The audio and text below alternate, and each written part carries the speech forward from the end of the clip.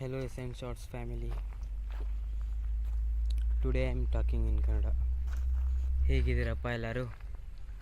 ಚೆನ್ನಾಗಿರ್ತೀರಾ ಅಂತ ಅಂದ್ಕೊಳ್ತೀನಿ. ನಾನೇನು ದೊಡ್ಡ ಕಂಟೆಂಟ್ ಕ್ರಿಯೇಟರ್ ಅಲ್ಲ.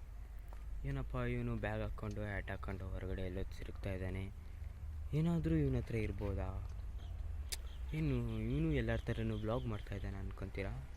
ಇಲ್ಲ, ಖಂಡಿತವಾಗಿಯೂ ವ್ಲಾಗ್ ಮಾಡ್ತಾಯಿಲ್ಲ. ನನಗೆ ಗೊತ್ತಿರೋಷ್ಟು ಮೋಟಿವೇಟ್ ಮಾಡಬಲ್ಲೆ. ಮೋಟಿವೇಟ್ ಅಂದರೆ ಡಿಪ್ರೆಸ್ ಆಗಬಾರ್ದು ಲೈಫಲ್ಲಿ, ಯಾವಾಗಲೂ ಹ್ಯಾಪಿಯಾಗಿರ್ಬೇಕು, ಆ ಟೈಪಲ್ಲಿ ಮಾಡೋ ಥರ. ಆ್ಯಂಡ್ ಹೇಳ್ಬೇಕಂತ ಬಂದರೆ ಯಾರಿಗೂ ಕಷ್ಟ ಕೊಡಬಾರ್ದು,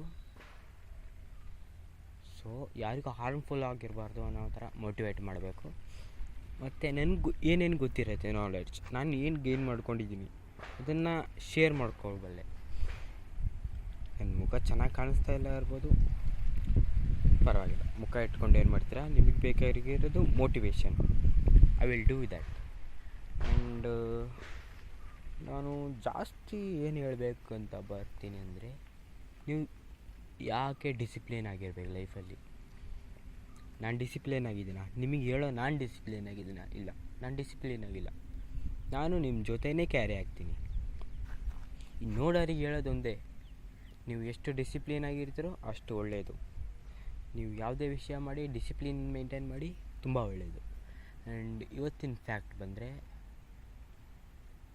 ಪ್ರಾಪರಾಗಿ ನಾವು ಹೇಗಿರಬೇಕು, ಬೀಯಿಂಗ್ ಎ ಹ್ಯೂಮನ್ ನಾವು ಹೇಗಿರಬೇಕು, ಜಾಸ್ತಿ ಏನೂ ಇಲ್ಲ, ಕೈಂಡ್ ಆಗಿರ್ಬೇಕಷ್ಟೇ.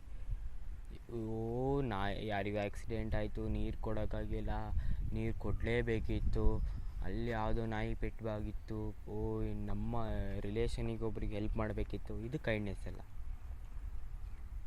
ಕೈಂಡ್ನೆಸ್ ಹೇಗೆ ತೋರಿಸ್ಬೇಕಂದ್ರೆ, ಯಾರಿಗೂ ನಾವು ಕಷ್ಟ ಕೊಡಬಾರ್ದು. ನಮ್ಮಿಂದ ಕಷ್ಟ ಆಯಿತಾ ನಾವೇ ಸಾಲ್ವ್ ಮಾಡಬೇಕು, ನಮ್ಮಿಂದ ಆಗಿರೋದು ನಾವೇ ಸರಿ ಮಾಡಬೇಕು. ನಮ್ಮ ಕೈಯಲ್ಲಿ ಆದಷ್ಟು ಯಾವ್ಯಾವ ವಿಷಯ ಸರಿ ಹೋಗುತ್ತೋ ಅದನ್ನು ಸರಿ ಮಾಡಬೇಕು. ಎಲ್ಲರಿಗೂ ಅನಿಸುತ್ತೆ, ಇವನೇನಪ್ಪ ಈ ಥರ ಮೆಂಟ್ಲು ಥರ ಮಾತಾಡ್ತಾನೆ, ಅರ್ಧ ಹಾಗೆ ಮಾತಾಡ್ತಾನೆ, ಅರ್ಧ ಹೀಗೆ ಮಾತಾಡ್ತಾನೆ ಅಂತ. ನೀವು ಯಾವಾಗ ಅರ್ಥ ಮಾಡ್ಕೊಳ್ತೀರಾ, ನಾವೆಲ್ಲದರಲ್ಲೂ ಮುಗಿ ತೋರ್ಸೋಕ್ಕಾಗಲ್ಲ, ಸರಿನಾ? ನಮ್ಮ ಕೈಲಿ ಎಷ್ಟು ಕೆಪಾಸಿಟಿ ಇರೋತ್ತೋ ಅದನ್ನಷ್ಟೇ ಮಾಡೋಕ್ಕಾಗತ್ತೆ. ನಾನು ವರ್ಕ್ ಮಾಡ್ತಾಯಿಲ್ಲ, ನಾನು ಸುಮ್ಮನೆ ಇಲ್ಲ, ಐ ಆಮ್ ಎ ಸ್ಟೂಡೆಂಟ್ ಆಗಿ ನಮಗೆ ಬುದ್ಧಿ ಹೇಳ್ತಾ ನಾವ್ಯಾಕೆ ಕೇಳಬೇಕು ಅಂದ್ಕೊಬೋದು. ನೋಡಿ, ನನ್ನ ವಿಡಿಯೋ ನೋಡಿ, ನನ್ನ ಮಾತು ಹೇಗಿರುತ್ತೆ ಹಾಗೆ ಮಾತಾಡಿಕೊಂಡು ಏನು ಮಾಡ್ತೀರೋ ಮಾಡಿ. ಇಷ್ಟು ಹೇಳಕ್ಕೆ ಬಯಸ್ತೀನಿ.